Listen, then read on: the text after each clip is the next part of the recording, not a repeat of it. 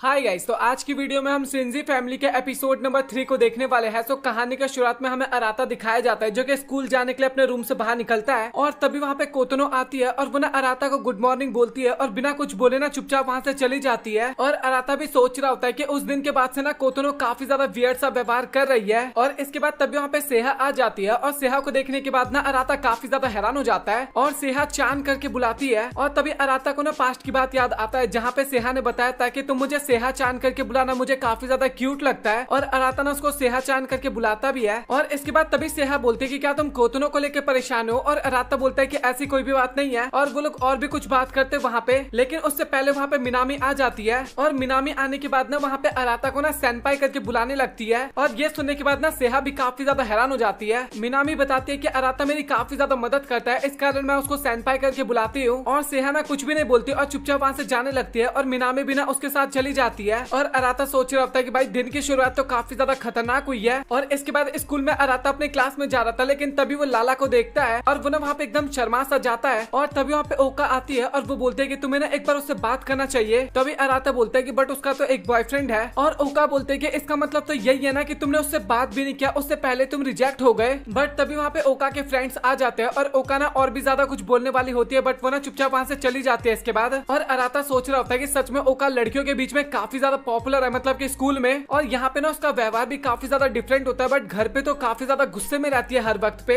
और इसके बाद तभी ओका की फ्रेंड्स ना अराता के बारे में बात करने लगते हैं कि सच में वो तो काफी ज्यादा हैंडसम है और तुम तो काफी लकी हो कि तुम्हारा इतना स्मार्ट भाई है। और तभी ओका बोलने लगते हैं कि तुम लोग अराता को जैसा सोच रहे हो वैसा वो है नहीं, मतलब कि उसको लड़कियों से अच्छे तरीके से बात करना नहीं आता। और वो ना वहाँ पे अराता की ना काफी ज्यादा बुराई कर रही थी और बुराई करते करते ना अचानक से ना उसके कुछ तारीफ भी करने लगती है और वो काफी ज्यादा वहाँ पे ब्लश भी करने लगी थी भाई, लिटरली। और तभी ओका की फ्रेंड बोलती है कि आखिरकार तुम ब्लश क्यों कर रही हो। और ओका बोलती है कि मैं ब्लश थोड़ी ना करी, यहाँ पे काफी ज्यादा गर्मी है। और इसके बाद वो ना तुरंत वहाँ से चली जाती है। और इसके अगले सीन में ना वो सभी लोग अम्यूजमेंट पार्क में आए थे और वहाँ पे आने के बाद ना सभी लोग काफी ज्यादा खुश थे। और तभी मिनामी और ओका ना टेडी बियर के साथ खेलने के लिए चली जाती है। और तभी बांदरी बोलती है कि तुम दोनों याद रखना हम यहाँ पे कोतनो का बर्थडे सेलिब्रेट करने के लिए आए हैं। बट ओका और मिनामी ना बिल्कुल भी रिस्पॉन्स ही नहीं कर रहे थे, वो दोनों अपनी मस्ती में लगे हुए थे। और बांदरी को भी समझ में आ जाता है और वो बोलती है कि मैं तुम्हारे लिए खाना लेके आती हूँ, मतलब कुछ खाने के लिए लेके आती हूँ। और वो अपने साथ ना अराता को भी लेके जाती है। और इसके बाद फाइनली वो लोग कुछ ड्रिंक और साथ ही स्नैक्स लेके जाते हैं, बट वहाँ पे ना कोई भी होता ही नहीं है। और बांदरी बोलने लगते हैं कि मैंने बोला था उन्हें थोड़ी देर वेट करने के लिए, बट कोई भी रुका ही नहीं। और इसके बाद अराता ना कॉल मिला के भी देखता, बट कॉल भी कोई पिक नहीं करता। और इसके बाद तभी बांदरी बोलते हैं कि अच्छा ठीक है, तो हम दोनों ना इसको एक डेट की तरह सेलिब्रेट करते हैं। और ये सुन के अराता काफी ज्यादा हैरान हो जाता है और बांदरी ना उसको खींच के ले जाती है। लेकिन तभी अराता बोलते हैं कि हमें ये खा तो लेना चाहिए। और लिटरली भाई वो दोनों ना पूरा खत्म कर लेते हैं। एक तरह से अराता ही वो सब कुछ खाता है और उसका पेट भी काफी ज्यादा भर गया था अभी तो। और बांदरी ना काफी ज्यादा बकवास करते जा रही थी और साथ ही वो ना अराता के कुछ ज्यादा क्लोज आ गई थी। और अराता बोलते भी है कि मैं तुम्हारा भाई हूँ, तुम्हें पता है ना, और तुम इतने ज्यादा क्लोज मेरे मत आओ। और बांदरी की बॉडी जब अराता में टच हो रही थी ना, उस टाइम पे वो काफी ज्यादा ब्लश कर रहा था, बट वो इसके बारे में एक तरह से खुल के बोल भी नहीं सकता था। और लिटरली बांदरी ये बोल भी देती है कि तुम इसीलिए ब्लश कर रहे हो ना क्योंकि मेरा एक बॉडी पार्ट तुम्हारे हाथ से टच हो रहा है। और अराता बोलता है कि तुम पागल वागल हो क्या, आखिरकार ये कैसी बातें कर रही हो, और ये शायद तुम्हें थोड़े बड़े भी लग रहे होंगे, और साथ ही अभी हम दोनों वर्जिन भी है। और भाई अभी तो एकदम अराता एकदम भाई ब्लश करने लगा था, अभी खत्म हो गया था। और वो बोलता है कि तू एकदम पागल वागल है क्या भाई। और वो बोलती भी कि मैं तो बस मजाक कर रही थी तुम्हारे साथ। और इसके बाद बांदरी और अराता चलने लगता है, जहाँ पे बांदरी बताते हैं कि तुम्हारे साथ एक काफी सुंदर सी लड़की चल रही है, इस कारण सभी लोग तुम्हारी तरफ देख रहे हैं। और इसके बाद अराता भी अपने मन में सोचने लगता है कि एक तरह से देखा जाए तो बांदरी का कहना कोई गलत नहीं है, मतलब कि उसके सभी बहनों में से ना एक तरह से बांदरी ना सबसे ज्यादा क्यूट और सबसे ज्यादा सुंदर भी है। और वो अगेन बोलती है कि क्या तुम मुझे टच करना चाहते हो। और फिर से भाई अराता की ना आवाज ही निकलना बंद हो जाती है। और फिर बांदरी बोलते हैं कि सच में तुम काफी ज्यादा फनी हो। और इसके बाद वो दोनों एक राइड पे जा रहे होते हैं, जहाँ पे बांदरी ना सीढ़ियों पे ऊपर चल रही थी और अराता कुछ गलत चीज ना देख लेना, इस कारण ना भाई वो अपना शकल घुमा लेता है। और इस कारण ना अराता सीढ़ियों पे गिर भी जाता है। और बांदरी बोलती भी है कि तुम्हें थोड़ा ढंग से चलना चाहिए अराता, और अपना हाथ आगे बढ़ाती है उसको उठाने के लिए। और इसके बाद वो दोनों हमें रोलर कोस्टर पे दिखाए जाते हैं, जहाँ पे अराता बेचारा तो काफी ज्यादा डरा हुआ था। फिर इसके बाद ना हमें एक फनी सीन क्या दिखाया जाता है, जब अराता कॉल लगाता है ना तो भाई बाकी लोग एंजॉय कर रहे थे, और जब बाकी लोग कॉल लगाते हैं ना तो अराता और बांदरी एंजॉय कर रहे थे। और काफी ज्यादा टाइम हो जाता है और वो दोनों ना एक दूसरे को ढूंढते ही रह जाते हैं, मतलब कि। और कोतनो ना वहाँ पे थोड़ी हमें उदास नजर आती है। और तभी ओका बोलते हैं कि क्या तुम ठीक तो हो ना कोतनो। और इसके बाद वो बोलने भी लगते हैं, यहाँ पे हम कोतनो का बर्थडे सेलिब्रेट करने के लिए आए थे, बट अभी तो हम चोर पुलिस का गेम एक तरह से खेलने लगे हैं, मतलब कि एक दूसरे को ढूंढ रहे हैं बस।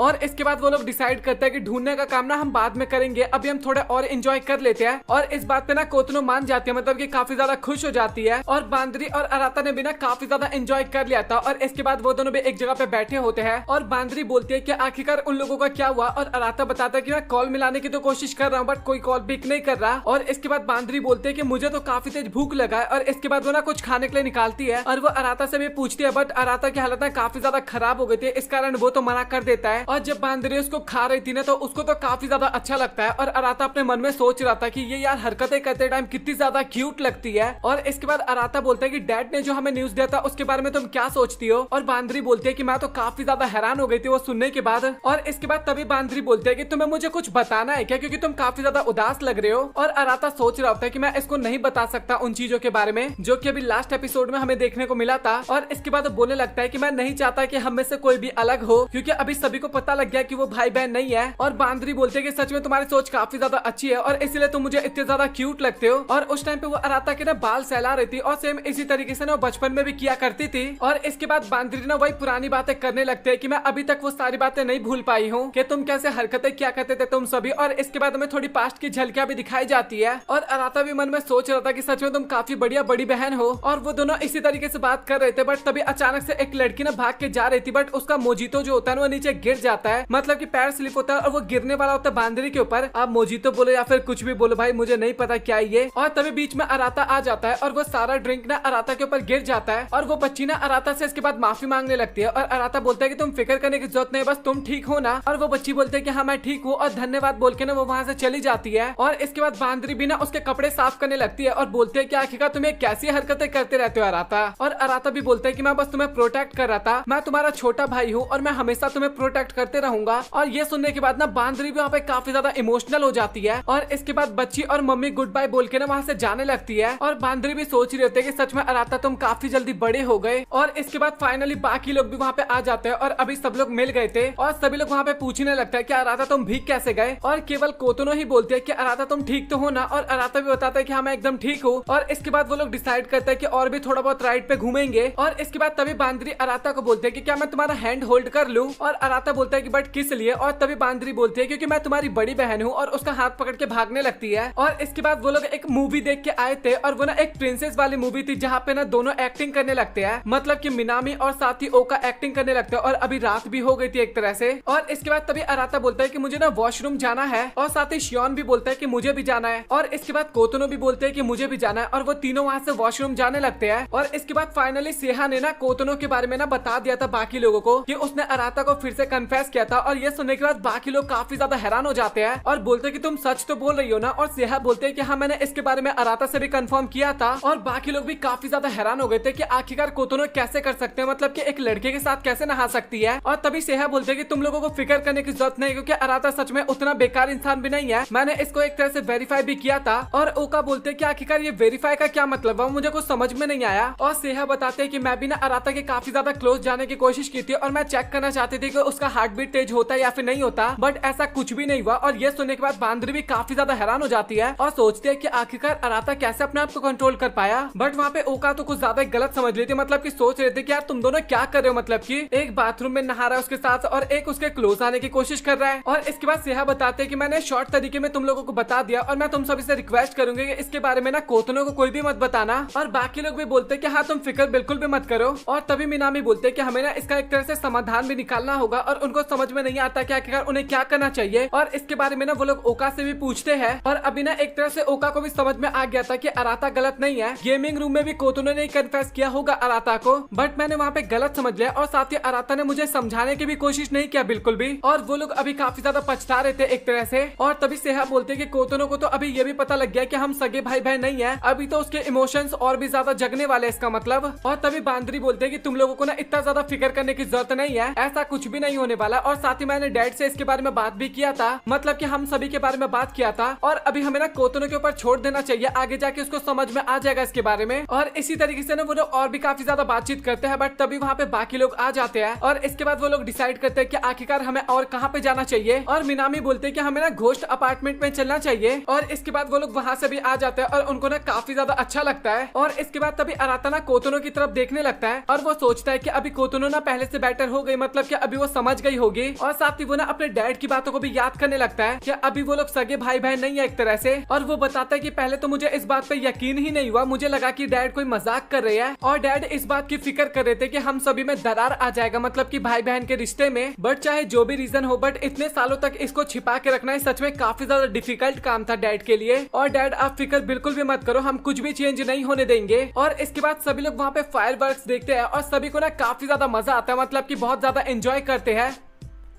और इसी के साथ ये एपिसोड यहाँ पे हो जाता है खत्म। सो आप लोग कमेंट सेक्शन में बताओ कि आप लोगों को आज का वीडियो कैसा लगा। और भाई अचानक से पता नहीं कैसे ताकमी-सान आज ही आ गया, मैंने ऑलरेडी अपलोड कर दिया होगा। अगर आपने वो वॉच नहीं किया तो जाके वॉच कर लेना। मतलब कि ताकमी-सान के आने का दिन ना वेडनेसडे था, बट अचानक से आज आ गया। तो भाई मैंने वीडियो बना दिया, हाँ थोड़ा टाइम लगा बट मैंने बना दिया। वो मैंने पहले अपलोड किया और इसके बाद मैंने सिंजी फैमिली अपलोड किया। तो अगर आपने वो वॉच नहीं किया तो जाके वॉच कर लेना। और अगर आप लोगों को आज की वीडियो पसंद आए तो वीडियो को लाइक करके चैनल को सब्सक्राइब कर देना। सो मिलता है आप लोगों से अगली वीडियो में, तब तक के लिए गुड बाय।